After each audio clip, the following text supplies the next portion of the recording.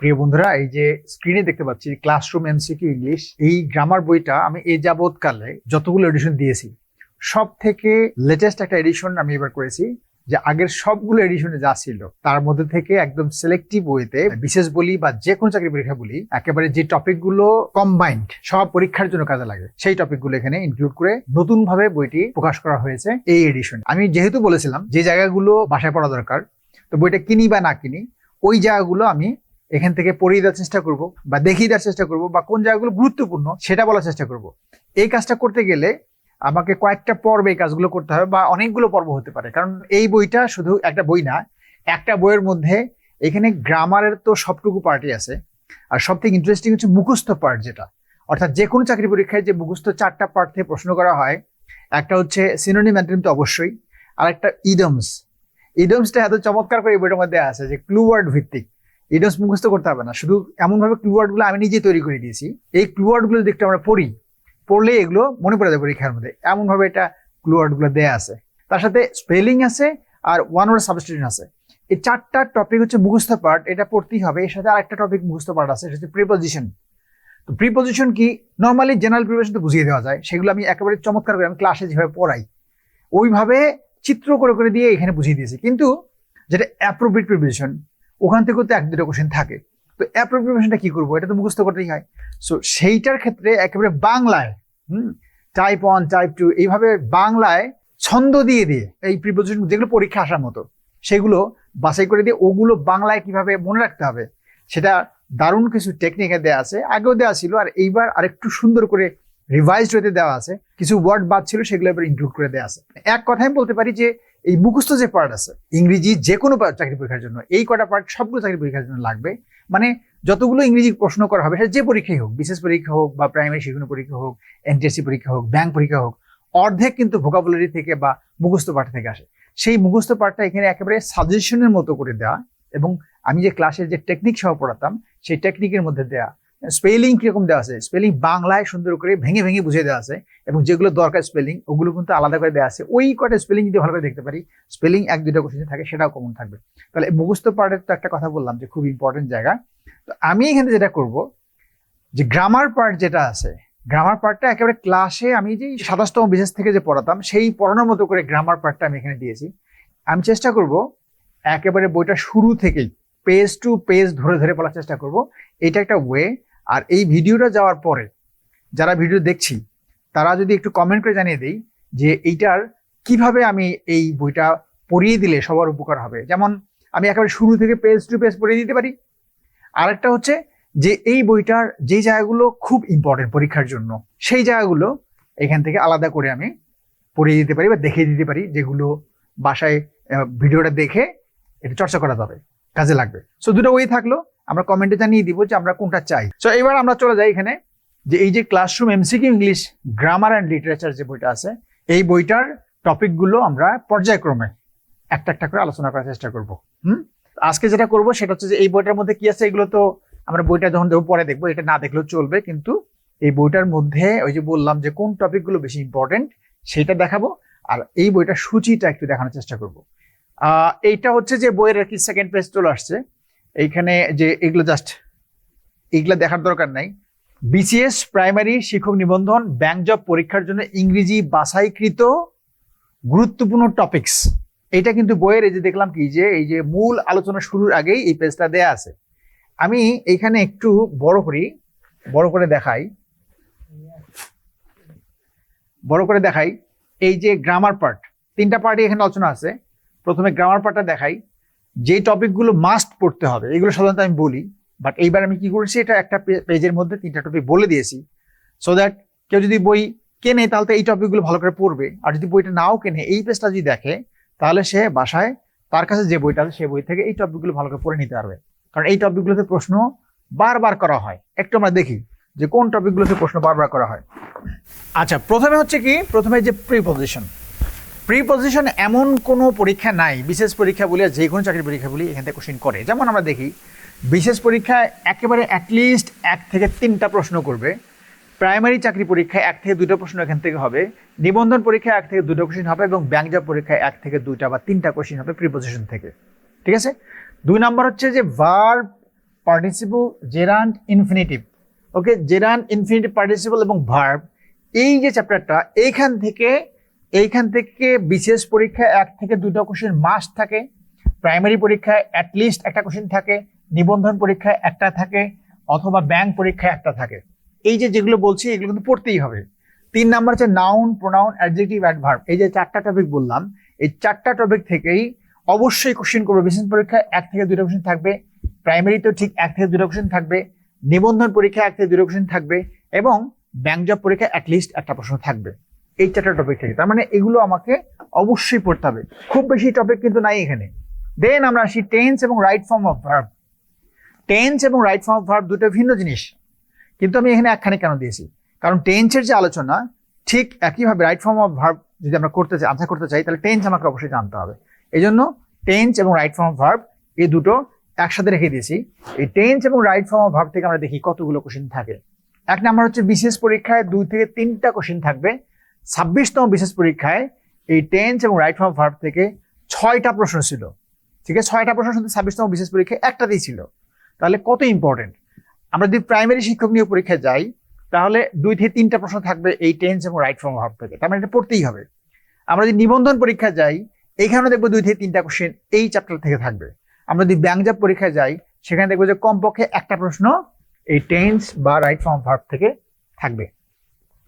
4টা গেল। 5 নাম্বার হচ্ছে subject verb agreement. Subject verb agreement এমন একটা টপিক যেটা সব পরীক্ষায় একটা কোশ্চেন থাকে। যেমন বিশেষ পরীক্ষা একটা, প্রাইমারি পরীক্ষায় একটা, নিবন্ধন পরীক্ষা একটা, ইভেন যদি আমরা দেখি যে ব্যাংক জব পরীক্ষা একটা কোশ্চেন এই সাবজেক্ট ভার্ব এগ্রিমেন্ট থেকে থাকে। তার মানে এটা আমাদের পড়তে হবে। 6 নাম্বার যেটা ইম্পর্টেন্ট সেটা হচ্ছে বিশেষ করে নাম্বার বা জেন্ডার, এই দুটো ইম্পর্টেন্ট। আর্টিকেল থেকে কখনো আসে, ডিটারমিনার থেকে কখনো আসে, এই জন্য আমি একখানে করে দিয়েছি যে নাম্বার জেন্ডার থেকে বা আর্টিকেল ডিটারমিনার থেকে অ্যাটলিস্ট একটা কোশ্চেন তো মাস্ট থাকবে সকল পরীক্ষায়। এর বাইরেও যদি সুযোগ থাকে 2টা কোশ্চেন হতে পারে এখান থেকে। যেমন বিশেষ পরীক্ষায় 1 থেকে 2টা কোশ্চেন, প্রাইমারিতে 1 থেকে 2টা কোশ্চেন, নিবন্ধন পরীক্ষায় 1 থেকে 2টা কোশ্চেন, আর ব্যাংক জব পরীক্ষা অবশ্যই একটা কোশ্চেন থাকবে এই টপিকগুলোর মধ্যে থেকে। তার মধ্যে থেকে বললাম কি বিশেষ করে নাম্বার এন্ড জেন্ডার। আর এই বইটার মধ্যে একদম সাজেশনের মতো, শর্ট সাজেশনের মতো করে দেওয়া আছে নাম্বার জেন্ডার। মানে যেগুলো রুলস ছিল, বড় বড় রুলস বা অপ্রয়োজনীয় রুলস ছিল, সেগুলো সব বাদ দিয়ে একদম ডিরেক্ট রুলস গুলো করে দেওয়া আছে। দেন একটা টপিক দেখি আমরা, voice change. 7 number voice change. আমরা দেখি কি যে বিশেষ পরীক্ষায় আমরা গত বিশেষে দেখলাম, আগের যে বিশেষটা হলো সেখানে দেখলাম যে 2টা কোশ্চেন ছিল। তার মানে ভয়েস চেঞ্জ পরীক্ষায় থাকেই। বিশেষ পরীক্ষায় যদি থাকে, অন্যান্য সব পরীক্ষায় থাকে। এই জন্য ভয়েস চেঞ্জ আমাদের অবশ্যই শিখতে হবে। বিশেষ পরীক্ষায় 1 থেকে 2টা কোশ্চেন, প্রাইমারি পরীক্ষায় কখনো 2টা থাকে, কখনো একটা থাকে, নিবন্ধন পরীক্ষায় কখনো 2টা থাকে, কখনো একটা থাকে, বাট একটা থাকেই। আবার ব্যাংক জব পরীক্ষায়ও এটা একটা থাকে, আবার কখনো কখনো ব্যাংক জব পরীক্ষায় থাকে না, মিস যায়। তার মানে একটা থাকতেও পারে, নাও পারে। ব্যাংক জব পরীক্ষার কথা বলছি, ঠিক আছে। মানে বাকিগুলোতে কিন্তু পরীক্ষায় অবশ্যই ভয়েস চেঞ্জ আছে। একইভাবে ন্যারেশনের কথা যদি বলি, এই ন্যারেশন বিশেষ পরীক্ষায় সবসময় থাকে না, কখনো থাকে কখনো থাকে না। এই জন্য আমি বলছি বিশেষ পরীক্ষায় একটা অথবা 0 থাকতেও পারে, নাও পারে। 2 নাম্বার হচ্ছে প্রাইমারি পরীক্ষায় অবশ্যই একটা থাকে, নিবন্ধন পরীক্ষায় ন্যারেশন থেকে অবশ্যই কোশ্চেন থাকে, আর ব্যাংক জব পরীক্ষায় থাকতেও পারে, নাও পারে। 0 অথবা একটা দেয়া আছে। তার মানে ওই রকম ভাবে বুঝতে হবে যে আমি কোন পরীক্ষায় দিব। যদি বিশেষ পরীক্ষা হয় তাহলে আমি এরকম অতটা গুরুত্ব দিব না, যদি ব্যাংক জব পরীক্ষা অতটা গুরুত্ব দিব না, কিন্তু প্রাইমারি নিবন্ধন পরীক্ষা হলে তখন এটা অবশ্যই আমাকে পড়তে হবে। এরপরে দেখি আমরা transformation of sentence and degree. Degree থেকে কিন্তু প্রায়ই কোশ্চেন করা হয়, আবার ট্রান্সফরমেশন সেন্টেন্স থেকেও কোশ্চেন করা হয়। এই জন্য এইখান থেকে মনে রাখতে হবে যে যদি এটা বিশেষ পরীক্ষা হয় সেখানে একটা কোশ্চেন এখানে পাওয়া যাবে, যদি এটা নিবন্ধন পরীক্ষা হয় একটা কোশ্চেন থাকবে, প্রাইমারি হলে অ্যাটলিস্ট একটা থাকবে, আবার ব্যাংক জব হলে এখানে কি হয় যে কখনো থাকে কখনো থাকে না, একটা থাকতে পারে, নাও পারে। ঠিক আছে, আমার এই টপিকটা আমাকে বুঝে পড়তে হবে যে আমি কোন চাকরি পরীক্ষার জন্য পড়ছি। এরপর আসি ক্লজ এবং ফ্রেজ। এটা হচ্ছে identification of clause, identification of phrase. এটা কিন্তু ইডিয়মসের কথা বলছি না, ক্লজ বা ফ্রেজ জাস্ট আইডেন্টিফাই করতে হবে। যেটা ওই চ্যাপ্টারগুলো থেকে কিন্তু সবসময় প্রশ্ন করে তা না। আমরা দেখি যে মাঝে মাঝেই বিশেষ পরীক্ষায় 1-2টা কোশ্চেন ফ্রেজ থেকে একটা থাকে, ক্লজ থেকে একটা থাকে, এরকম দেখি, কিন্তু সবসময় থাকে তা না, মাঝে মাঝে কিন্তু থাকে না, একটাও থাকে না। এই জন্য আমি বলছি যে ক্লজ এবং ফ্রেজ থেকে বিশেষ পরীক্ষা একটা থাকতেও পারে, আবার একটা নাও থাকতে পারে। আবার প্রাইমারি পরীক্ষা এবং নিবন্ধন পরীক্ষায় এটা 0 দিয়েছি, এটা কখনো থাকে, বেশিরভাগ ক্ষেত্রেই থাকে না, এই জন্য 0 বলছি। কিন্তু এটা পড়তে হবে। কখন পড়তে হবে? অন্যান্য পড়াগুলো যখন হয়ে যাবে তখন এই চ্যাপ্টারগুলো পড়তে হবে, কারণ আসতেও পারে নাও পারে। ঠিক আছে, আবার ব্যাংক জব পরীক্ষায় আসতে একটা থাকে, আবার কখনো থাকে না। তার মানে কি, যে এই যে ক্লজ এবং ফ্রেজ এগুলো শুধু বিশেষ পরীক্ষায় মাঝে মাঝে করা হয়, বাকিগুলোতে খুব একটা করা হয় না, কিন্তু এটা আমরা একসময় শিখে রাখবো। বাকি টপিক, এই টপিকগুলো পড়া শেষ হলে তখন আমরা এটা শিখবো, গুরুত্বটা একটু পরে দিব। আর বাকি যে টপিকগুলো আছে যেমন সাবজাংটিভ, প্যারালেলিজম, অ্যাগ্রিমেন্ট, ডিসঅ্যাগ্রিমেন্ট, ওকে, রিডান্ডেন্সি, এই যে টপিকগুলো আছে, ড্যাংলি মডিফায়ার্স, এই যে বাকি টপিক যেগুলো আছে, এই টপিকগুলো থেকে মানে হাবিজাবি টপিকগুলো থেকে একটা কোশ্চেন তো অবশ্যই থাকবে। বা এগুলো আসে কোন দিক দিয়ে? এগুলো আসে কারেকশন আকারে আসে। আমরা তো কারেকশন অফ সেন্টেন্স তো জানি পরীক্ষায় থাকে, তো ওই কারেকশন অফ সেন্টেন্স থেকে বা বাকি যে চ্যাপ্টারগুলো আছে সেখান থেকে একটা কোশ্চেন থাকতে পারে। বাকি এই যে সবগুলো পরীক্ষার একটা কোশ্চেন, এই যে যেগুলো ছোট ছোট টপিক আছে সেখান থেকে একটা কোশ্চেন থাকতে পারে, নাও থাকতে পারে, থাকলে কারেকশন আকারে থাকবে। ঠিক আছে, তাহলে এই যে দেখলাম এই যে 11টা যে নাম্বারিং করেছি, এই 11টা নাম্বারিং যা যা বলেছি এইগুলো গুরুত্ব অনুযায়ী কোনখানে বেশি কোশ্চেন থাকে, কোনখানে কম কোশ্চেন থাকে, এই জিনিসটা যদি আমরা দেখি, একটু বাসায় পড়াশোনা করি, তাহলে আমাদের পড়াশোনাটা কিন্তু একটু আরো সহজ হবে। বইটা যে কোনো বই, এই বই হোক আর যে বই হোক, সেটা থেকে কোন টপিকগুলো আগে পড়তে হবে, কোনগুলো পরে পড়তে হবে, এটা একটা ডিরেকশন পাওয়া যাবে এই জায়গাটা দেখলে। আমরা ভোকাবুলারি চ্যাপ্টার একটু দেখি, গ্রামারটা তখন দেখলাম, ভোকাবুলারি দেখি। এখানে একটা গ্রামারে বলে রাখি, যেমন একটা চ্যাপ্টার আছে ট্রান্সলেশন। ট্রান্সলেশন কিন্তু প্রাইমারি পরীক্ষায় ট্রান্সলেশনটা আসে, বাকি পরীক্ষাগুলো ওইরকম আসে না। নিবন্ধন পরীক্ষা কখনো ট্রান্সলেশন আসে, বিশেষ পরীক্ষায় ট্রান্সলেশন আসে না বললেই চলে, খুবই কম। ঠিক আছে, ব্যাংক জব পরীক্ষার ট্রান্সলেশন খুবই কম থাকে, মানে রিটেনের ট্রান্সলেশন থাকে, কিন্তু প্রিলিতে যে ট্রান্সলেশন করবে সেটা কম থাকে, সেটা বলছি আমরা।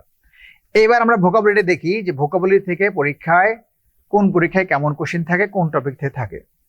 ঠিক আছে, ভোকাবুলারি টপিকটা দেখি। ফার্স্ট হচ্ছে সিনোনিম অ্যান্টোনিম, মানে টপিক নাম্বার 12। সিনোনিম অ্যান্টোনিম থেকে আমরা দেখি, একটু খেয়াল করি, বিশেষ পরীক্ষায় 4 থেকে 6টা প্রশ্ন থাকে সিনোনিম থেকে। সিনোনিম অ্যান্টোনিম থেকে বিশেষ পরীক্ষায় 4 থেকে 6টা কোশ্চেন, কি পরিমাণ গুরুত্বপূর্ণ। প্রাইমারিতে আমরা দেখি সেখানে 2 থেকে 4টা কোশ্চেন থাকবে, নিবন্ধন পরীক্ষা যদি দেখি 2 থেকে 4টা কোশ্চেন থাকবে। আরেকটা ইন্টারেস্টিং হচ্ছে ব্যাংক জব পরীক্ষায় যে সিনোনিম অ্যান্টোনিম দেখি 6 থেকে 8টা প্রশ্ন থাকে এই ওয়ার্ড থেকে বা সিনোনিম অ্যান্টোনিম থেকে। তার মানে এইটা আমাকে পড়তেই হবে। আর এই বই যেটা আছে আমি দেখিয়ে দিব, এই বইটার মধ্যে সব মিলে 1004টা আমি ডিরেক্ট ওয়ার্ড দিয়েছি। এই ওয়ার্ডগুলো কিন্তু বাছাই করে দিয়েছি, বিভিন্ন জায়গা থেকে কালেক্ট করে সাজেশনের মতো 1004টা ওয়ার্ড আলাদা করে দিয়েছি। ইনশাল্লাহ 1004টা ওয়ার্ড থেকেই ম্যাক্সিমাম কোশ্চেন কমন থাকবে, সে যেই পরীক্ষাই হোক। 1004টা ওয়ার্ডের অবশ্যই মিনিং দেখতে হবে। আর এর সাথে যেটা করেছি, যে এর সাথে প্রশ্ন দিয়েছি, বিগত প্রশ্ন প্লাস ইউনিক প্রশ্ন, এগুলো সব মিলে প্রত্যেকটা প্রশ্নের সাথে 4টা অপশনের বাংলা মানে দেয়া আছে। কোশ্চেনে একটা ওয়ার্ডের বাংলা মানে দেয়া আছে, 4টা অপশনে বাংলা মানে দেয়া আছে। যেগুলো দেয়া আছে মানে একটা প্রশ্নে 5টা করে ওয়ার্ড হবে, এই হিসাবে আরো 2500 শব্দ শুধু প্রশ্নগুলো থেকে পড়া যাবে। তার মানে 1004টা শব্দ দিয়েছি আমি ডিরেক্ট, যেগুলো থেকে কোশ্চেন বেশিরভাগ কমন থাকবে। এর বাইরেও যে প্রশ্নগুলো দেয়া আছে, প্রত্যেকটা প্রশ্নেই আমরা 4+1 মানে 5টা করে ওয়ার্ড দেয়া আছে, ওয়ার্ড মিনিং সহ, ওগুলো একখানে করলে হবে 2500+ শব্দ। তো দুটা মিলে যারা দাঁড়ায় যে 3500 শব্দের মতো আমরা এই প্রশ্ন প্লাস যে আলাদা করে যে 1000 শব্দ দিয়েছি এটা পড়লে হয়ে যাবে। এই 3500 শব্দ যদি পড়তে পারি, পড়া খুব একটা কঠিন কাজ হবে না, কারণ সিনোনিম থেকে আমরা দেখতে পাচ্ছি কত কোশ্চেন থাকে। আর এর জন্য যদি একটা সিনোনিম অ্যান্টোনিম বই কিনতে যে আলাদা করে, ওই বই কিন্তু কেউই পড়তে পারে না, এটা আমি জানি। ওই বইয়ের কথা নাম বলতে পারবো, কিন্তু ওই বই কারো পড়া হবে না, কারণ বাকি অনেক পড়া আছে। চাকরি পরীক্ষা দিতে গেলে বাকি অনেক পড়া পড়তে হবে। তো এখানে একেবারে শর্ট সাজেশন মতো করা আছে বইটার মধ্যে, ওইটা আমরা যদি পড়তে পারি তাহলে অল্প পড়েই ইনশাল্লাহ, যদি 6টা কোশ্চেন থাকে 5টা কম পাবো বা 4টা কম পাবো, 1টা 2টা তো ছুটে যাবে। আর এমন একটু যদি ভাগ্য ভালো হয় তো 6টাই হয়তো কমন থাকবে, 4টা থাকলে 4টাই কমন থাকবে এই কটা ওয়ার্ড থেকে। তার মানে ওই ওয়ার্ডগুলো পড়লে ইনশাল্লাহ অনেকখানি কভার হয়ে যাচ্ছে। তো টেনশন মুক্ত অল্প পড়েই একটা বড় কাজ হয়ে যাবে, এই কাজটা করতে হবে। নাম্বার 2 হচ্ছে ইডমস। ইডমসটা কিন্তু মানে মনে রাখতে হয় বা মুখস্থ করতে হয়। এমন কোনো পরীক্ষা নাই যে ইডমস থাকে না। বিশেষ পরীক্ষায় 2টা, তারপরে প্রাইমারি পরীক্ষায় অ্যাটলিস্ট 2টা, নিবন্ধন পরীক্ষায় অ্যাটলিস্ট 2টা, ব্যাংক জব পরীক্ষায় অ্যাটলিস্ট 2টা থাকবে। এই 2টা কোশ্চেন 2 নাম্বার কি মনে হয়? খুবই গুরুত্বপূর্ণ। এই ইডমস যেটা করতে হবে, এই ইডমসটা নর্মালি কি করি আমরা, মুখস্থ তো করি, চেষ্টা করি মুখস্থ করার জন্য, তো সবসময় কিন্তু এটা মুখস্থ করে মনে থাকে না। মুখস্থ করি কিন্তু অনেক সময় এটা খেয়াল থাকে না বা মনে থাকে না। তো ইডিয়মস এর ব্যাপারটা যেটা হচ্ছে যে এই বইটার মধ্যে আমি যেটা করেছি যে আমার অফিসে কাজের ফাঁকে ফাঁকে যখন আমি কাজ করতাম অফিসে, তখন যে একটু লিজার টাইম পেতাম, ওই সময়ের মধ্যে থেকে প্রত্যেকটা ইডিয়মস থেকেই এটা একটা করে ক্লু বের করেছি। এই ক্লুটা দিতে এবার মানে যেটা আগে কোনো প্রকাশের মধ্যে এই ক্লুগুলো ছিল না, এবারই ফার্স্ট আমি এটা অফিসে বাসায় যখনই ফ্রি সময় পেয়েছি এই ক্লুগুলো বের করেছি। প্রায় 350 মতো ইডিয়মস এখানে ক্লু বের করে দিয়েছি। ইচ্ছা করলে এই ইডিয়মসের উপরে একটা আলাদা বই বের করতে পারতাম। তো ওই ক্লু সহ যদি আমরা পড়ি তাহলে এই পড়াটা কিন্তু মনে থাকবে। চমৎকার ক্লু দেওয়া আছে, এগুলো নিয়ে আমি অনেক কথা বলে ফেলছি। ক্লু কিভাবে আছে সেটা অনেকবার বলছি, আর নতুন করে বলছি না, জাস্ট বইয়ের সুযোগ থাকলে আমি পেজটা দেখিয়ে দিব যে ক্লুগুলো কিভাবে আছে। একদম প্রত্যেকটা ইডিয়মসের সাথে একটা করে হিন্টস দেওয়া আছে এবং ক্লু দেওয়া আছে, মনে থাকা যাবে। আমি কি বলছিলাম, যেমন সাইন ডাই নিয়ে প্রচুর, মানে সাইন ডাই নিয়ে বিশেষ পরীক্ষা কয়েকবার আসছে, অন্যান্য পরীক্ষাতে আসছে। সরি,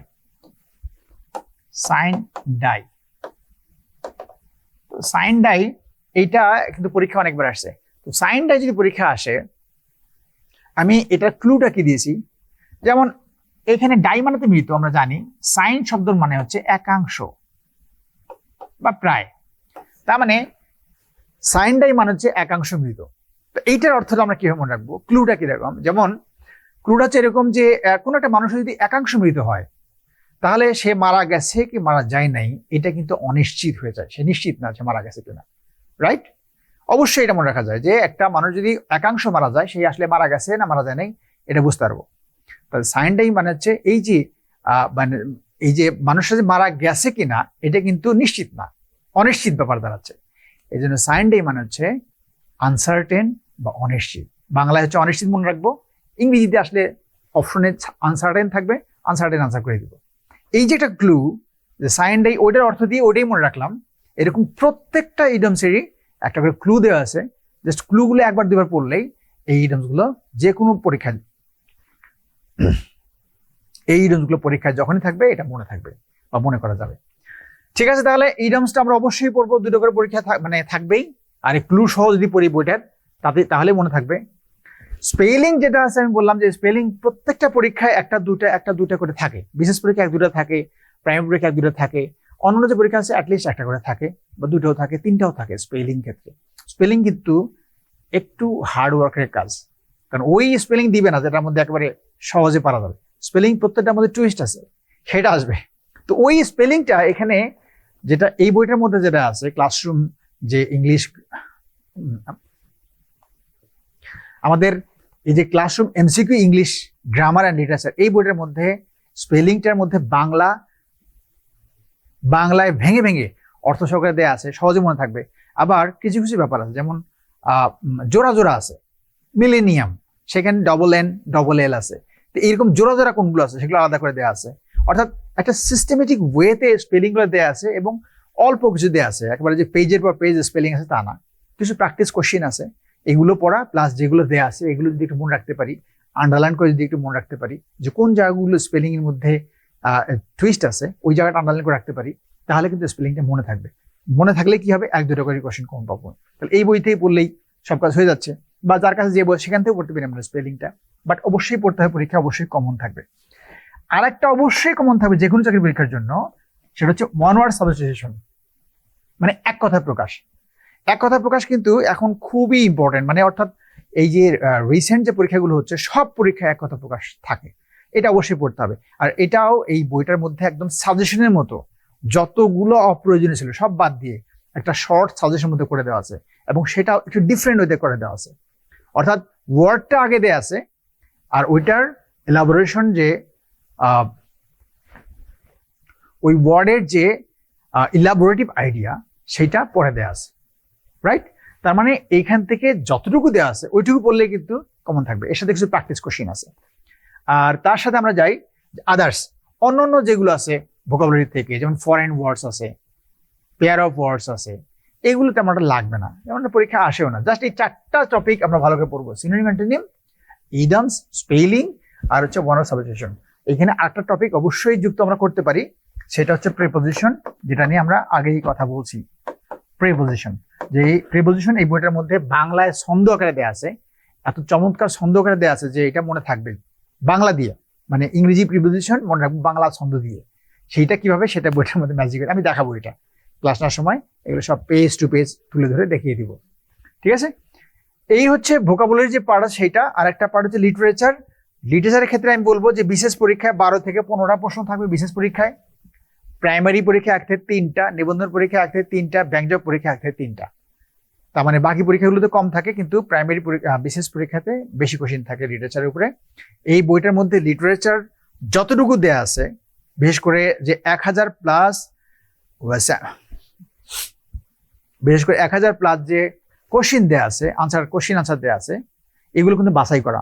তো ওই 1000 প্লাস কোশ্চেন আনসার গুলো আমরা ফার্স্টে পড়ে ফেলি, তাহলে বিসিএস এর এই যে যাই কোশ্চেন থাকুক 4টা থেকে 6টা বা 8টা কোশ্চেন কমন থাকতে পারে। কারণ এই 12 থেকে 15টা কোশ্চেন কিন্তু সব যে বই পড়ি সব কিন্তু পারা যাবে না, স্বাভাবিক। হয়তো 12টা পারা যাবে বা 13টা পারা যাবে বা 10টা পারা যাবে। তো যেগুলো পারা যাবে সেগুলো একটা বই পড়লেও যা মনে থাকবে, এই বইটার মধ্যে যে শর্ট করে দেওয়া আছে, শর্ট সাজেশন মধ্যে দেওয়া আছে, সব টপিক কিন্তু শর্ট শর্ট করে দেওয়া আছে। যা দেওয়া আছে এখান থেকেও ওই কোশ্চেনগুলো কমন থাকার কথা, এখান থেকেও ওই কোশ্চেনগুলো, এখান থেকে ওই কোশ্চেন, এখান থেকে ওই কোশ্চেনগুলো, এখান থেকে ওই কোশ্চেনগুলো কমন থাকবে। তার মানে যে খুব কম পড়েই কিন্তু ওই যে বড় বই পড়লে যেটা হবে সেটা এখান থেকে একটা কাভার হয়ে যাবে, মানে কম পড়ে বেশি কাজ হবে এই বইটা পড়লে। সো এই যে আমি যেগুলো বললাম লিটারেচার থেকে কি করতে হবে, এখানে 1000 যে আলাদা করে কোশ্চেন দেওয়া আছে, এই কোশ্চেনটা তো মাস্ট পড়তে হবে। বাকি যখন যেখান থেকে যতটুকু দেওয়া দরকার সেটা দেওয়া আছে, ওইটুকু আমরা পড়ে ফেলবো এখান থেকে। ঠিক আছে, এইটা হচ্ছে এই বইটার, আমি যদি বলি আমাদের যে classroom MCQ English grammar and literature, এই বইটা শুরুতেই এইটা দেয়া আছে কোন টপিক কেমন ইম্পর্টেন্ট। আমার মনে হয় যে আমি প্রথমে এটুকু বলে দিলাম যে কোন টপিকগুলো ইম্পর্টেন্ট, এতে ভালো কাজে লাগবে, পড়ার জন্য কাজে লাগবে। যার কাছে যে বইটি কাজে আছে, যার কাছে যে বই আছে, এইটুকু যদি আমরা দেখতে পারি, অনুসরণ করতে পারি যে কোন টপিকগুলো আগে পড়বো কোনটা পরে পড়বো, এটা একটা সুন্দর গাইডলাইন হতে পাওয়া গেল। আমরা এখান থেকে আমরা দেখি যে কি আছে এরপরে, আমরা এরপরে যেটা আলোচনা করব সূচিটা একটু দেখে নেব। সূচিটা, বইটা কিন্তু কালার, 2 কালারের, পুরো বই কিন্তু কালারফুল, অর্থাৎ পড়ে মনে থাকবে। হ্যাঁ, আর একটা ইন্টারেস্টিং ব্যাপার আছে বইটার মধ্যে, সেটা হচ্ছে প্রত্যেকটা চ্যাপ্টারের শেষেই, মানে যেগুলো চ্যাপ্টার পরীক্ষা আসার মতো সেই চ্যাপ্টারগুলো শেষে 10টা করে প্রিভিয়াস কোশ্চেন, ওই টপিক রিলেটেড প্রিভিয়াস কোশ্চেন 10টা করে দেওয়া আছে। ইন্টারেস্টিংলি আরেকটা দেওয়া আছে ওই চ্যাপ্টার, আরেকটা দেওয়া আছে 25 ইউনিক কোশ্চেন্স, অর্থাৎ ওই চ্যাপ্টারের উপরে ইউনিক কোশ্চেন 25টা দেওয়া আছে। ঠিক এরপরেই ওই চ্যাপ্টারের উপরে 10টা করে কনফিউজিং কোশ্চেন দেওয়া আছে। এই কনফিউজিং কোশ্চেনগুলো বেশ ডিফিকাল্ট থাকবে, যেগুলোর সাথে কোনোখানে মিলবে না। এই কনফিউজিং কোশ্চেনগুলো যদি করতে পারি তাহলে বুঝবো যে আমরা মোটামুটি আর কি জাহাজ হয়ে গেছে, মানে কোশ্চেন যেই করুক যেখান থেকে করুক আমাদের আটকাতে পারবে না। সো এই 10টা, তার মানে কি হলো, 10টা হচ্ছে টপিক রিলেটেড প্রিভিয়াস কোশ্চেন, 25টা হচ্ছে ইউনিক কোশ্চেন, আবার 10টা হচ্ছে কনফিউজিং কোশ্চেন। এর বাইরেও একটা করে ওই চ্যাপ্টারের উপরে একটা করে শর্ট এক্সাম আছে। এই যে 4টা জিনিস বললাম, একটা চ্যাপ্টার পড়ার পরে, চ্যাপ্টার তো আমি আলোচনা করেছি একদম, আমি দেখাবো নি যে ক্লাসে আমি যেভাবে কথা বলি এইভাবেই আলোচনা করেছি। এই আলোচনার পরে রুলস গুলো যেগুলো দরকার সেগুলো পড়ার পরে যদি 4টা প্র্যাকটিস টপিক থাকে তাহলে কিন্তু এটা ভালো একটা প্র্যাকটিস হয়ে যাবে এবং ভালো একটা রিভিশন হয়ে যাবে। তো এই জন্যই কাজটা করা আছে। এইখানে আমরা যদি সূচিটা দেখি, সূচির মধ্যে তো অনেক বড়, এখানে সবই দেওয়া আছে। যেমন ফার্স্টেই একদম শুরুতেই দেওয়া আছে যে common mistakes in English part 1। Common mistakes in English part 1 মানে যে কোনো নিয়োগ পরীক্ষার গুরুত্বপূর্ণ প্রথম অংশ দেওয়া আছে কনফিউজিং ওয়ার্ডস, যে ওয়ার্ডগুলো পরীক্ষায় নিয়মিত আসে। ঠিক আছে, যেমন হু নাকি হুম বসবে, দ্যাট নাকি হুম বসবে, ওকে, এগুলো কিন্তু পরীক্ষা আসে। বিভিন্ন ধরনের যে যে কনফিউশন যেগুলো আছে, যে ওয়ার্ডগুলো নিয়ে কনফিউজড করে দেয়, সেই ওয়ার্ডগুলোর উপরে এইখানে আলোচনা আছে। সেইটা আছে 2 থেকে 16 পৃষ্ঠা পর্যন্ত, পার্ট 1। মানে ওই কমন মিস্টেকস বইয়ের 2টা অংশ করেছি আমরা, একটা হচ্ছে পার্ট 1 এখানে আছে, আর এই বইটার একদম শেষ দিকে কারেকশন অংশে যে পার্ট 2 আমরা দিয়েছি, ওইখানে যেগুলো প্রশ্ন, যেগুলো রুলস পরীক্ষা আসার মতো সেগুলো ওখানে দেওয়া আছে। এখানে ওয়ার্ড ভিত্তিক আলোচনা করা আছে শুরুতেই, ভালো লাগবে এগুলো পড়লে, এবং যে কোনো চাকরি পরীক্ষায় এই ওয়ার্ড ভিত্তিক যে আলোচনা এটা কাজে লাগবে। ওকে, দেন এই কমন মিস্টেকস এর পার্ট 1 আলোচনার শেষেই মূল আলোচনা শুরু হবে। মূল আলোচনা শুরুর মধ্যে থাকবে, প্রথমে থাকবে parts of speech. Parts of speech মানে আমরা যে 8 প্রকার পার্টস অফ স্পিচ পাই, এইটার একেবারে বেসিক থেকে আলোচনা আমরা করতে থাকবো। এখানে আমরা যাব কি কি দেখবো এখান থেকে। নাউনে যখন যাব, নাউন থেকে প্রশ্নের ধরন অর্থাৎ এমসিকিউ পরীক্ষার প্রশ্ন কেমন করে সেটা জানবো। এই নাউনকে আইডেন্টিফাই করা মানে আইডেন্টিফিকেশনের টেকনিক শিখবো আমরা, কিভাবে আইডেন্টিফাই করা যায় নাউনকে সেটা শিখবো এখান থেকে। এইভাবে প্রোনাউন শিখবো আমরা। প্রোনাউন থেকে relative pronoun is very important. Relative pronoun আমরা এখান থেকে শিখবো, হু, হুম, দ্যাট, এগুলো যত ব্যবহার সেগুলো শিখবো। শূন্যস্থানে কিভাবে বসাতে হয়। তারপরে আমরা পজিটিভ শিখবো। পজিটিভের পরে আমরা এই যে 4 স্টার দেওয়া আছে, কিন্তু এই যে ভার্বকে আমি বললাম যে ভার্ব ইম্পর্টেন্ট, ভার্বের উপরে এই যে 4টা স্টার দেওয়া আছে ভার্বের উপরে। তার মানে ভার্বকে আমরা এই বইয়ের মধ্যে মানে এক্সট্রা মানে গুরুত্ব দিয়েছি ভার্বের উপরে, কারণ ভার্ব থেকে কোশ্চেন করবে। এই ভার্ব থেকে কি থাকবে, ফাইনাইট এবং নন ফাইনাইট ভার্ব যেখানে এই ভার্ব থেকে কি থাকবে, ফাইনাইট এবং নন ফাইনাইট ভার্ব যেভাবে সহজে চেনা যাবে সেটার এখানে কৌশল দেওয়া আছে। আমি ক্লাসে যেভাবে পড়াতাম একদম হুবহু ওইভাবে বলে দিচ্ছি, লিখে দিচ্ছি। ফাইনাইট ভার্ব নিয়ে আলোচনা আছে, ট্রানজিটিভ ভার্ব নিয়ে আলোচনা আছে। ট্রানজিটিভ হবে নাকি ইন্ট্রানজিটিভ হবে সহজে কিভাবে চিনবো টেকনিক আকারে। যেমন আমরা সহজে ইট বসিয়ে বুঝতে পারি যে ভার্বের পরে যে কোনো ভার্বের ইট দিলে যেমন বোঝা যায় যে এটা ট্রানজিটিভ ইন্ট্রানজিটিভ। এই টেকনিকগুলো এখানে দেওয়া আছে। ফ্যাক্টরেটিভ ভার্ব চেনা যাবে কিভাবে সেই টেকনিক দেওয়া আছে।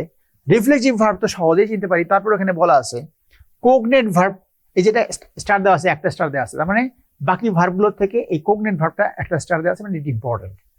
কোগনেট ভার্বের প্রশ্নের ধরন, কিভাবে প্রশ্ন করা হয় কোগনেট ভার্ব থেকে এবং উত্তর করার সহজ উপায়। তারপর রেসিপ্রোকাল ভার্ব যেভাবে চিনতে হবে। আমরা দেখতেছি কি, এই যে এখানে সূচিতে দেখলেই বুঝবো চিনতে হবে যেভাবে, এইভাবে বলা আছে। তার মানে এইটা হচ্ছে পুরোপুরি চাকরি নিয়োগ পরীক্ষার জন্য এইটা গ্রামার, অর্থাৎ ওই প্রশ্ন কিভাবে উত্তর আমরা চিনবো ওইটাই হচ্ছে মেইন টার্গেট এই বইটা থেকে। ওভাবেই বইটা লেখা হয়েছে। তারপরে আমরা যে ইনট্রানজিটিভ ভার্বের উপরে আমরা আলোচনা করব। ইনট্রানজিটিভ ভার্বের উপরে সব থেকে বেশি কোশ্চেন করা হয় পজিটিভ ভার্ব থেকে।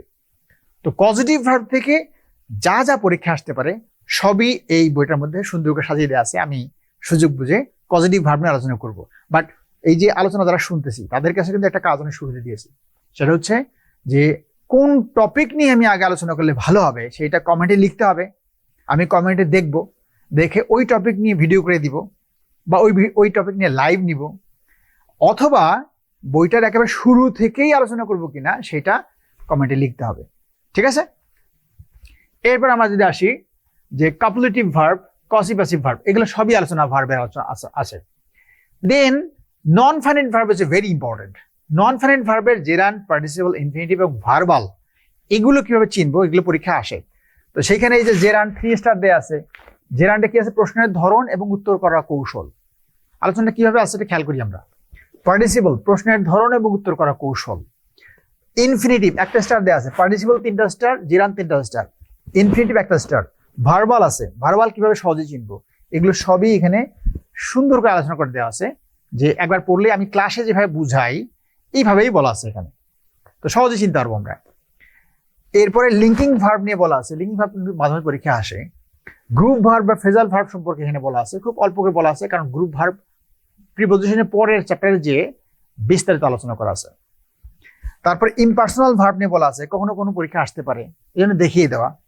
ইনকোয়েটিভ ভার্ব নিয়ে পরীক্ষা আসতে পারে, এটা একটু দেখিয়ে দেওয়ার ব্যবস্থা আছে এখানে। মানে ভার্বের কতগুলো চ্যাপ্টার আলোচনা করা আছে, কিন্তু যেগুলো দরকার সেগুলো বড় করে আলোচনা করা আছে, কিন্তু যেগুলো কম দরকার সেটা এখানে কম কম করে দেয়া আছে। আমরা যদি যাই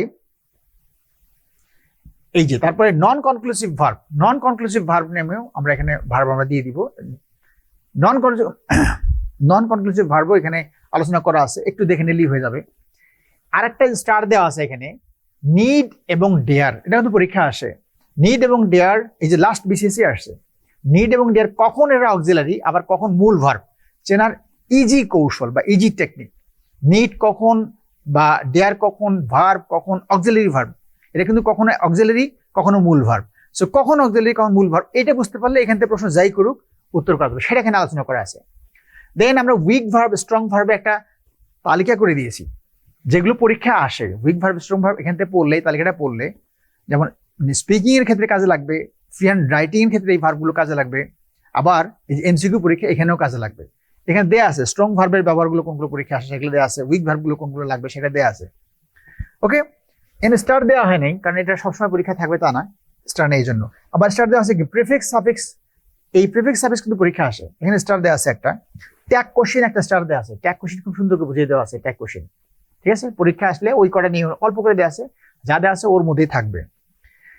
দেন ভার্বের চ্যাপ্টার শেষ হওয়ার পরে আমরা 8 নম্বরে পেয়ে যাবে অ্যাডজেক্টিভের ব্যবহার। অ্যাডজেক্টিভ পরে আছে ল্যাটিন অ্যাডজেক্টিভের ব্যবহার। ল্যাটিন অ্যাডজেক্টিভ থেকে যতটুকু দরকার, যেমন আগের প্রকার যেটা ছিল আগের যে এডিশন ছিল, আগের এডিশনে কিন্তু অনেক বড় ছিল, সেগুলো সব কমিয়ে দেওয়া আছে। এই এডিশনে একদম শর্ট করে সাজেশনের মধ্যে দেওয়া আছে ল্যাটিন অ্যাডজেক্টিভ কত পড়তে হবে। অ্যাডভার্ব প্রশ্নের ধরন সহ কিছু টিপস আছে অ্যাডভার্বের। প্রিপজিশন তো বিস্তারিত আলোচনা আছে, প্রিপজিশন আলোচনা আছে এখানে।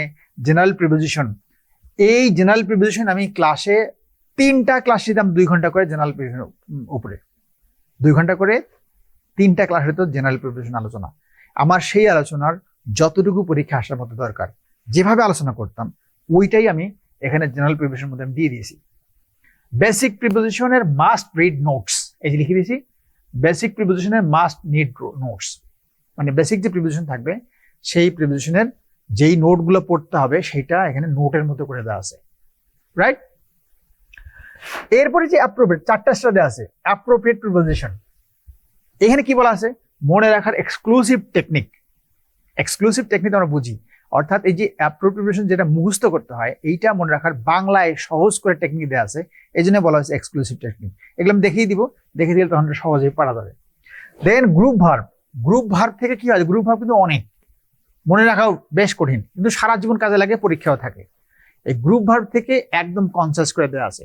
আমি সেই 27তম 28তম বিশেষে যে ওয়ার্ডগুলোর গ্রুপ ভার্বে আমি সংক্ষিপ্ত করে ক্লাসে প্র্যাকটিস করাতাম, ওই লেকচার শিট থেকে এই গ্রুপ ভার্বগুলো আমি বসিয়ে দিয়েছি এখানে। তো আশা করা যায় এখান থেকে এইটুকু পড়লেই কমন থাকবে। দেন আমরা আসি কনজাংশন থেকে কিছু এখানে আলোচনা আছে। কনজাংশন তো যতটুকু দরকার ওই আলোচনাটুকু আছে, এটা কনজাংশন আলোচনাটা কিন্তু ইম্পর্টেন্ট, হয়তো পরীক্ষার সাথে থাকবে না কিন্তু আলোচনাটা ইম্পর্টেন্ট। ইন্টারজেকশন নিয়ে একটু বলা আছে, খুব একটা ইম্পর্টেন্ট না। নাম্বার জেন্ডার নিয়ে must read chapter, number gender must read chapter, মানে নাম্বার জেন্ডার অবশ্যই পড়তে হবে, কিন্তু কতটুকু পড়তে হবে এইটা আমি দেখেছি যে অনেক বেশি একটা রুলস দেওয়া থাকে, অনেক বেশি ওয়ার্ড দেওয়া থাকে। এইখানে যেই রুলসগুলো দরকার, মানে যেগুলো মাস্ট রিড সেই রুলসগুলো আমি রেখেছি, এবং যে ওয়ার্ডগুলো এখানে দেওয়া আছে সেগুলো বাংলা অর্থ দেওয়া আছে, বাংলা অর্থ খোঁজার জন্য আলাদা ডিকশনারি খুঁজতে হবে না, সব দেওয়া আছে এবং যতটুকু দরকার অতটুকু দেওয়া আছে। যেমন এই যে 3 স্টার দেওয়া আছে নাম্বারের মধ্যে, এই যে 3 স্টার নাম্বারের মধ্যে আছে। প্রশ্নের ধরন এবং বাছাইকৃত চুম্বক রুলস, একইভাবে জেন্ডার, প্রশ্নের ধরন এবং বাছাইকৃত চুম্বক রুলস, যে রুলসগুলো পড়তেই হবে। ডিটারমাইনে একটা স্টার দেওয়া আছে, চেনার সহজ টেকনিক, ডিটারমাইনে চেনার সহজ, ডিটারমাইনে কিন্তু চিনতে বলবে যে এই সেন্টেন্সে ডিটারমাইনার কোনটা, ঠিক আছে। বা ডিটারমাইনের পরে যে নাউনটা আছে নাউনটা কিন্তু ভুল করে দিবে, ওইটা কারেক্ট করতে হবে। এই তো কোশ্চিন, সেগুলো সবই এখানে ডিটারমাইনের মধ্যে দেওয়া আছে। এই যে সাবজেক্ট ভার্ব এগ্রিমেন্ট 2টা স্টার দেওয়া আছে, পরীক্ষায় থাকে, একটা কোশ্চিন থাকে। যতটুকু দরকার, যা যা আলোচনা দরকার, আমি ক্লাসে যেগুলো পড়াতাম, যে রুলসগুলো আমি পড়াতাম, ভেঙে পড়াতাম, আমার সবগুলো রুলসই এখানে দিয়ে দিয়েছি সাবজেক্ট এগ্রিমেন্টের মধ্যে। এই রুলসগুলো পড়লেই বা যেগুলো দেওয়া আছে অটুকু পড়লেই হয়ে যাবে। আর্টিকেলস থেকে খুব সুন্দর করে দেওয়া আছে এখানে, এর বাইরে কিছু লাগবে না, বাট যা যা অপ্রয়োজনীয় সেগুলো বাদ দিয়ে যতটুকু দরকার ওইটা আর্টিকেলসে দেওয়া আছে। কখন দি বসে এর থেকে বেশি ইম্পর্টেন্ট কখন দি বসে না, ঠিক আছে। যেখানে এ বসার কথা সেখানে অ্যান বসবে, যেখানে অ্যান বসার কথা সেখানে এ বসবে, এই কখন কোনটা বসে সেটা দেওয়া আছে। ওকে, আমরা এরপরে দেখি টেন্স। টেন্সের 2টো পার্ট আছে। একটা পার্টে সংজ্ঞা, যেমন টেন্সের যে প্রত্যেকটা টেন্স যে 4 প্রকার, একটা টেন্সের 4 প্রকার, 3টা টেন্স, প্রেজেন্ট, পাস্ট, ফিউচার, এর 4 প্রকার, মানে সব মিলে 12 প্রকার। এই 12 প্রকারের যে স্ট্রাকচার আছে, স্ট্রাকচার পরে কিরকম কোশ্চিন বিশেষ পরীক্ষা আসে, অন্যান্য পরীক্ষায় কিরকম কোশ্চিন আসে, সেটা এখান থেকে পাওয়া যাবে। অর্থাৎ স্ট্রাকচার পরে যে কোশ্চিনগুলো পড়া যায় সেগুলো এখান থেকে পাওয়া যাবে। এইভাবে আর কি টেন্সের পার্ট 2 রাইট ফর্ম ভার্ব আছে, কন্ডিশনাল সেন্টেন্স আছে, ক্লোজের বিস্তারিত আলোচনা আছে, তারপরে ফ্রেজ আইডেন্টিফাই করার টেকনিক আছে এখানে। ভয়েস চেঞ্জের 5টা কৌশলে ভয়েস চেঞ্জ শেষ হয়ে যাবে, 5টা কৌশল কিভাবে দেওয়া আছে। ন্যারেশন 5 থেকে 10 মিনিটে কিভাবে আনসার করা যাবে সেগুলো বলা আছে। ক্লাসে আমি ন্যারেশন 5 থেকে 10 মিনিটে আনসার করা কৌশল বলতাম, ভয়েস 5 থেকে 10 মিনিট আনসার করা কৌশল বলতাম। আমি চেষ্টা করেছি ওগুলো ইনক্লুশন করার জন্য। তারপরে যে ডিগ্রি বলি, ডিগ্রির এখানে কৌশল দেওয়া আছে। এইভাবে এটা তো অনেক বড় একটা চ্যাপ্টার, আমি জাস্ট একটু দেখিয়ে দিচ্ছি। Transformer sentence, modifier, dangling modifier, subjunctive, parallel construction, parallelism, redundancy, agreement, disagreement, embedded questions, এগুলো স্টার দেওয়া আছে, তার মানে এগুলো পরীক্ষা থাকতেও পারে নাও পারে।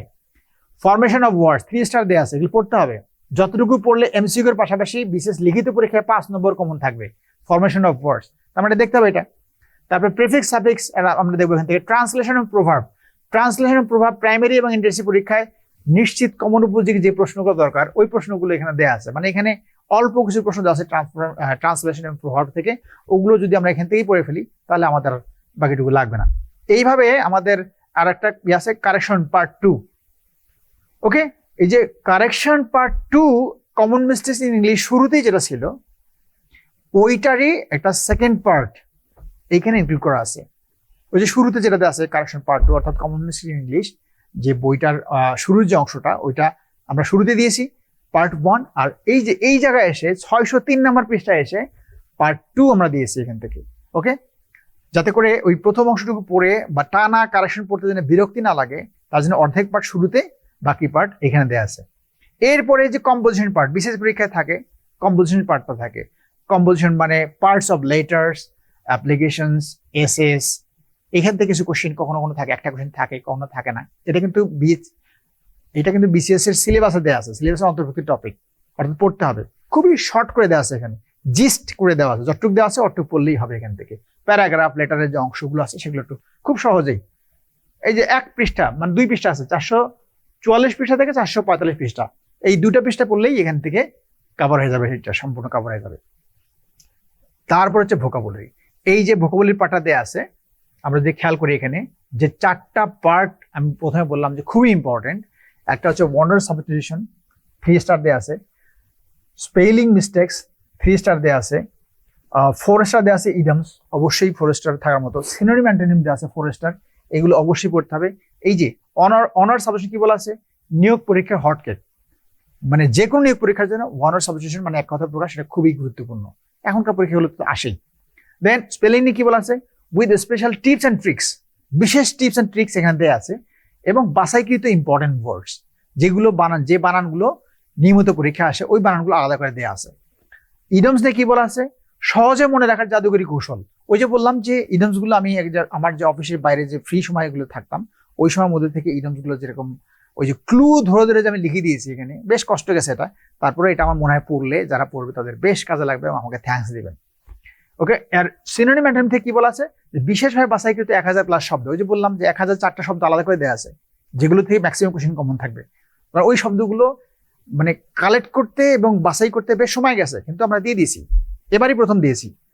আর ফরেন ওয়ার্ডস দেওয়া আছে, এরপরে ফরেন ওয়ার্ডস কখনো আসে কখনো আসে না, অল্প করে দেওয়া আছে, অল্প, খুবই অল্প, একটু দেখে নেওয়া যেতে পারে, পরীক্ষায় থাকতেও পারে, ওই জন্য দেখে নিলে ভালো হবে। আর লাস্ট পার্ট হচ্ছে লিটারেচারের পার্ট, ইংরেজি সাহিত্যের যে পার্টটা। এখন সাহিত্যের পার্টের মধ্যে একটা কথা না বললে না, সেটা হচ্ছে সাহিত্যের পার্ট বিশেষ পরীক্ষা নেয় 12 থেকে 15টা কোশ্চেন থাকে, সিলেবাসে দেওয়া আছে। কিন্তু প্রাইমারি পরীক্ষা, নিবন্ধন পরীক্ষা, এগুলোতে তো এত কোশ্চেন থাকে না, 1 থেকে 3টা কোশ্চেন থাকবে। তো 1 থেকে 3টা কোশ্চেন জন্য লিটারেচারে কি একটা বিশাল বই পড়বো, তা তো না। বা বিসিএস এর জন্যই কতটুকু পড়বো, কতটুকু মনে রাখা সম্ভব, যেহেতু এখান থেকে 12 থেকে 15টা প্রশ্ন থাকে, তো সেক্ষেত্রে মনে রাখতে হবে যে 15টা প্রশ্ন যখন বিশেষ পরীক্ষা থাকে তখন সবাই কিন্তু 15টা পারে না। আর বইও যেই বই হোক 15টা কোশ্চেন কমন থাকবে না, হয়তো 12টা কোশ্চেন কমন থাকবে বা 13টা থাকবে বা 10টা কোশ্চেন কমন থাকবে, বা এগুলো কমন থাকবে না। তো এই বইটার মধ্যে এই যে আমি একটু দেখিয়ে দিই, রাইটার্স থেকে, লেখক, অথর্স এবং his books, authors and books, writer এবং তাদের বই বা যা লিখেছেন সেগুলোর উপর কোশ্চেন কিন্তু বেশি কোশ্চেন থাকে। শুরুতেই এজ এবং পিরিয়ডস থেকে বিশেষ পরীক্ষায় 1 থেকে 2টা বা 3টা কোশ্চেন থাকে, এটা শুরুতেই দেওয়া আছে, যতটুকু দেওয়া আছে অতটুকু এনাফ।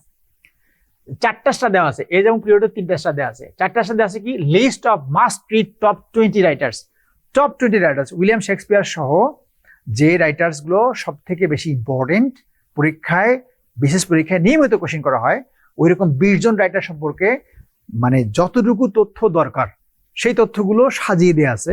তো এর বাইরে খুব একটা বেশি লাগবে তা না। দেন ক্যারেক্টার্স থেকে বলা আছে, characters name and type of books, list of all fathers বলতে কি বোঝায়, ওই যে ফাদার অফ অমুক, হ্যাঁ, father of poetry, father of novel, এই যে জিনিসগুলো আছে এগুলো সব একখানে সাজিয়ে দেওয়া আছে। তারপরে কবি সাহিত্যিকদের উপাধি, ঠিক আছে, point of nature, point of beauty, supernatural point, এগুলো যে বলা হয় সেগুলো এখানে দেওয়া আছে। নোবেল প্রাইজ মানে পেয়েছে, যে কপিগুলো নোবেল প্রাইজ পেয়েছে বা কারা কারা নোবেল প্রাইজ পেয়ে নেয় নেই, এগুলো এখানে বলা আছে। কোটেশন বলা আছে, 3 স্টার দেওয়া আছে। কোটেশন হচ্ছে কি? উদ্ধৃতি। উদ্ধৃতি কি? যে বলে যে we look before and after and pine for what is not, our sincerest laughter with champagne is fraught, our sweetest songs are those that tell of saddest thought। এই যে এই লাইনটা, এটা কোথা থেকে নেওয়া হয়েছে? টু স্কাই থেকে নেওয়া হয়েছে। এইরকম ওই যে to be or not to be, that is the question, অনেক frailty, the name is woman, যেগুলো মানে কমন আর কি পরীক্ষা আসার মতো, সবই এই কোটেশন অধ্যায়ের মধ্যে দেওয়া আছে, কমন কোটেশন গুলো। তো এগুলো পড়লে তো হয়ে যাচ্ছে।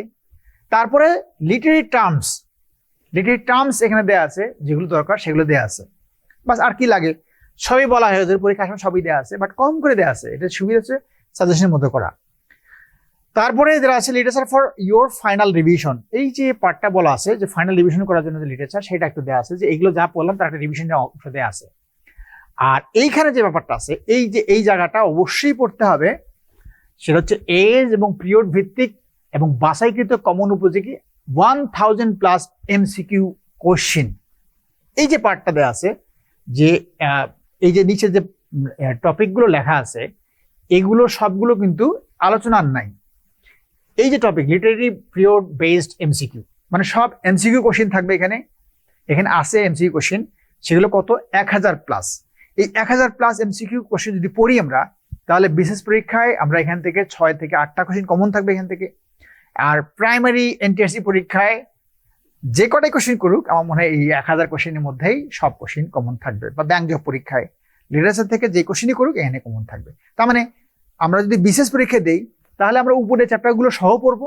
আর যদি প্রাইমারি বা NTSC পরীক্ষা দেই, শুধু এই যে 1000 প্রশ্ন যেভাবে দেওয়া আছে, কিছু কিছুর উপরে দেওয়া আছে, লিটারি পিরিয়ডের উপরে দেওয়া আছে, ওল্ড ইংলিশ পিরিয়ড থেকে, মানে ওল্ড ইংলিশ পিরিয়ডের উপর বলা আছে, মিডল ইংলিশ পিরিয়ডের উপর বলা আছে, যতগুলো পিরিয়ড আছে, রেনেসান্স পিরিয়ডের উপর বলা আছে, নিও ক্লাসিক্যাল পিরিয়ডের উপর বলা কোশ্চিন দেওয়া আছে, রোমান্টিক পিরিয়ডের উপর কোশ্চিন দেওয়া আছে, যতগুলো পিরিয়ড থেকে কোশ্চিন করা সম্ভব সব কোশ্চিনগুলো এখান থেকে একটা করে পিরিয়ডের নাম উপরে দেওয়া আছে, তার নিচে ওই পিরিয়ডের মধ্যে থেকে যে প্রশ্নগুলো ইম্পর্টেন্ট বা যেগুলো আসতে পারে সেগুলো দেওয়া আছে।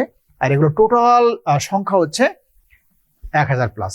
ক্যারেক্টার্স থেকে প্রশ্ন আছে এখান দেওয়া আছে, কোটেশনস থেকে প্রশ্ন এখান দেওয়া আছে, যেগুলো পরীক্ষায় যা যা লাগবে সবগুলো এখানে দেওয়া আছে। তার মানে দাঁড়াচ্ছে যে এইখানকার যে ইংরেজি সাহিত্যের যতটুকু দরকার মোটামুটি এখানে দেওয়া আছে, কিন্তু পড়া হবে অল্প, কিন্তু কাজটা হবে অনেক বেশি। আমার মনে হয় খুবই হেল্পফুল হবে। তো বন্ধুরা, আমি আজকে এই এতক্ষণ যেটা বোঝানোর চেষ্টা করলাম, সেটা হচ্ছে এই যে classroom MCQ English grammar and literature, মানে আমি এখনো পড়া শুরু করিনি, কিন্তু এই বইটার মধ্যে কি আছে প্রথমে আমরা জানা থাকলো, যদি আমাদের প্রয়োজন মনে করি, আমি যতটুকু বললাম, আমার মনে হয় এই বইটা সবারই দরকার হবে।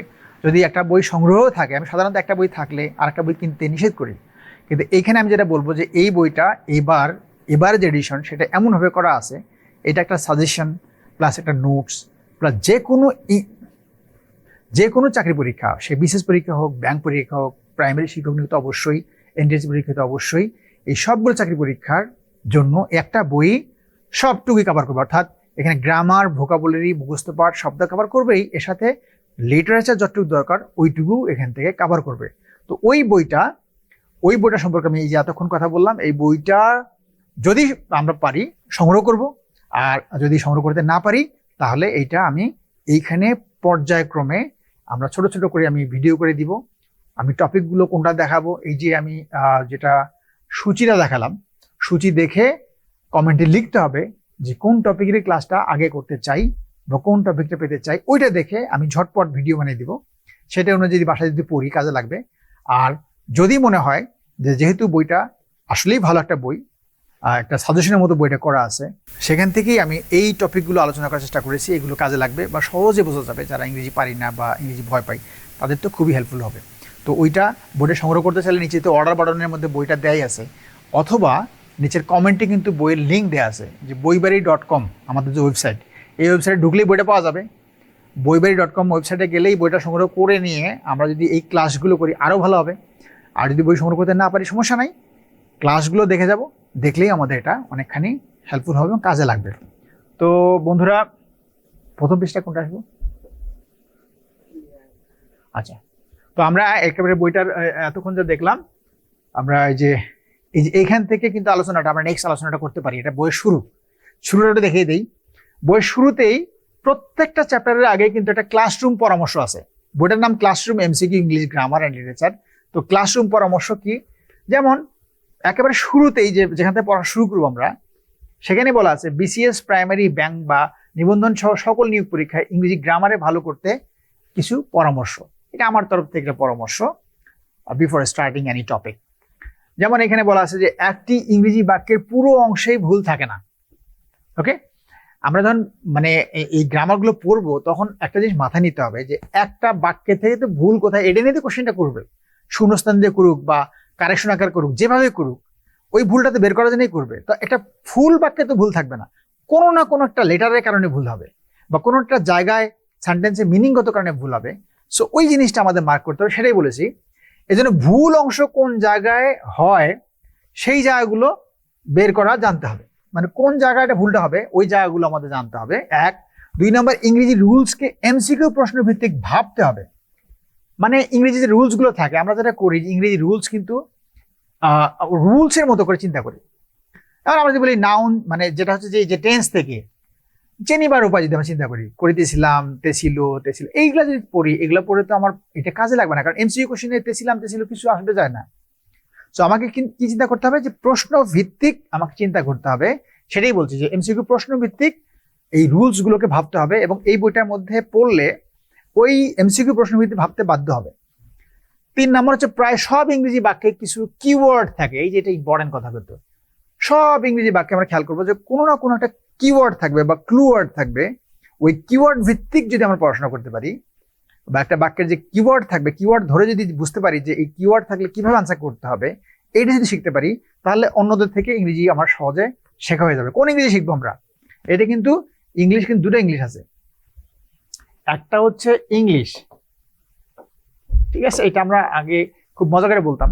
একটা হচ্ছে ইংলিশ আমরা শিখতে পারি, আর একটা হচ্ছে এই যে জব ইংলিশ। হ্যাঁ, দুটো জিনিস, একটা হচ্ছে ইংলিশ আর একটা হচ্ছে জব ইংলিশ। পার্থক্য কি দুটোর মধ্যে?